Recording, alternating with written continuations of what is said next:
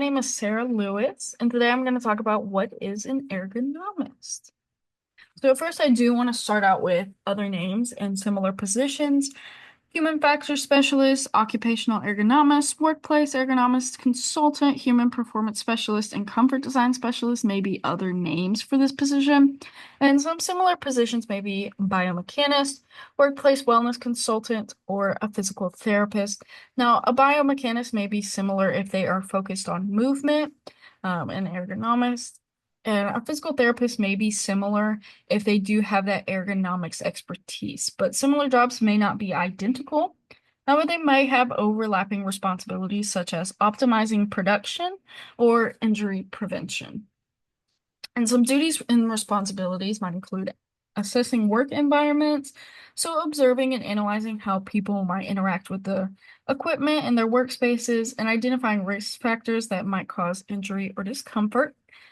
Conducting ergonomic evaluations, so evaluating posture, force assessments, motion analysis, and collecting and analyzing that performance data. Some design solutions might be recommending ergonomic solutions, modifying tasks to reduce strain, and designing furniture based on one's needs.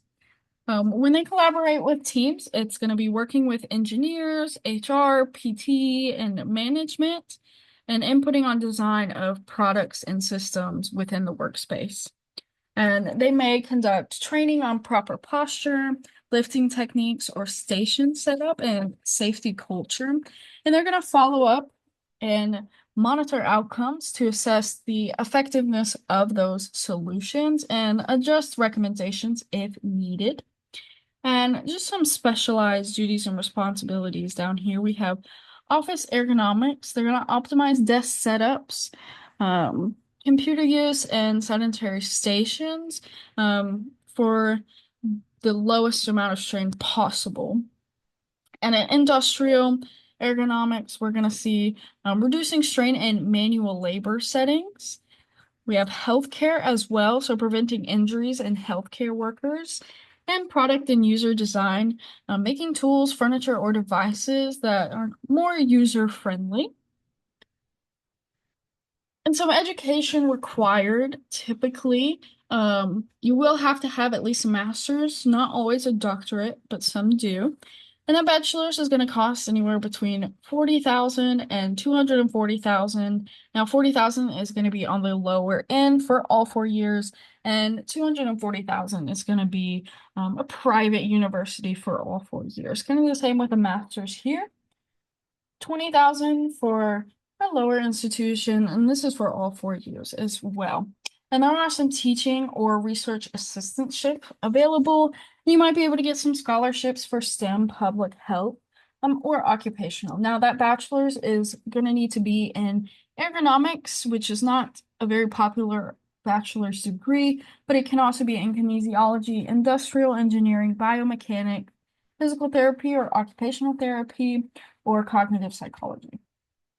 And now the master's is typically going to be in human factors, industrial organization, physiology or biomechanics, occupational health and safety, or rehab science. And now this is necessary for product design, research, healthcare, ergonomics, or academic consulting. And the doctoral, like I said, is typically optional, but is required for research, academia, and advanced product design. And you're gonna want to have it in ergonomics, human factors, or biomechanics. And some experience and certifications, of course, that educational foundation, practical experience, technical skills, and certifications as well. Now, practical experience, when I say that, I mean internships or entry-level positions. So typically 1 to 3 years or more of job experience in maybe occupational therapy, physical therapy, or even an industrial engineer. When I say technical skills, I mean ergonomic risk assessment, anthropometric measurements, motion analysis, CAD tools, data collection. And certifications are typically going to be certified professional ergonomist or CPE or certified human factors professional.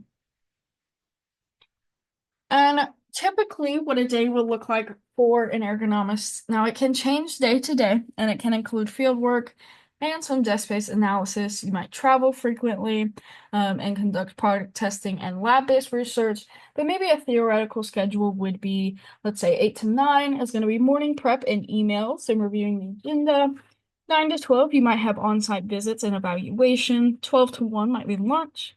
1 to 3 might include data analysis and solution development. 3 to 4, meetings and trainings. And 4 to 5 is going to be finalizing those reports.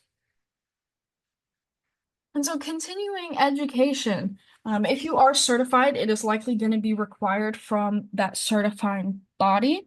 However, if you're not certified, it might not be required. However, employees might encourage it. So the Board of Certification in Professional Ergonomics, or BCPE, it is required to recertified every 5 years, and that can be with workshops or courses in that continuing education or published work as well. And if you're not certified, it is best to stay up to date with current information in ergonomics, and this will help if you want to switch your specialization. And so let's talk about what a salary might look like for an ergonomist. So you can go from maybe 55 on the low end to 120 on the high end, and this is based on field and experience. So entry level, you're typically going to see around 55,000 to 70,000.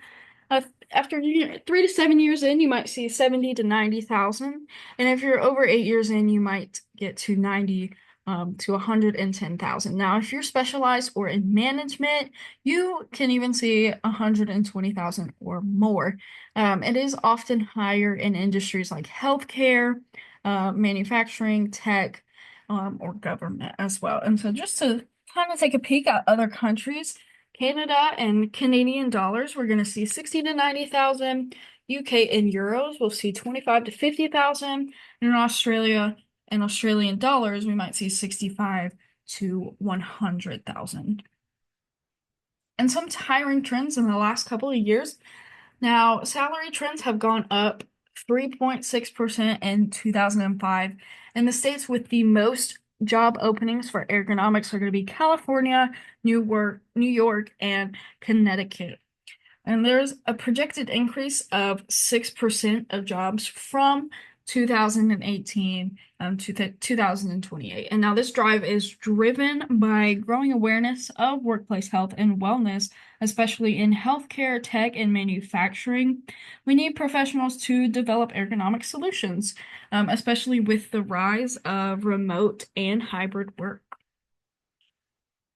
Now let's talk about the application of exercise science. You will use how the body functions under stress, strain, or illness, and design systems that align with how people move naturally and react. So you'll assess physical capabilities and limitations using knowledge of maybe cardiovascular, muscular, and the respiratory system. And this is going to prevent injuries using insights into muscle fatigue, repetitive strain, and biomechanical load guide. And now you also measure workload and stress by tracking heart rate and oxygen, reaction time, coordination, and movement accuracy. And this can be done by laying out, let's say, dashboards or keyboards to really assess that coordination and movement accuracy, and to monitor physical abilities to reduce accidents as well. And now I do have a little chart here just explaining that last slide a little bit. So job trends between 2017 and 2016. So we do see a jump right about here in 2019, and it does go down to in 2021, but we do see that increase again after. And now this is going to be around the time of COVID, when we were completely online. So it was increasingly important to worry about strain and stress in the workplace or at home, working remote. And I did just include a fun little ergonomist meme here. It's an ergonomic keyboard. If you're typing slow down, it automatically injects coffee into your fingertips. And here I did include some of my references. We're going to see ACE Physical Therapy and Sports Medicine, International Ergonomics Association, National Institute for Occupational Safety, Human Factors in the Ergonomics, Bureau of Labor Statistics, Georgia Department of Labor, and a few more as well.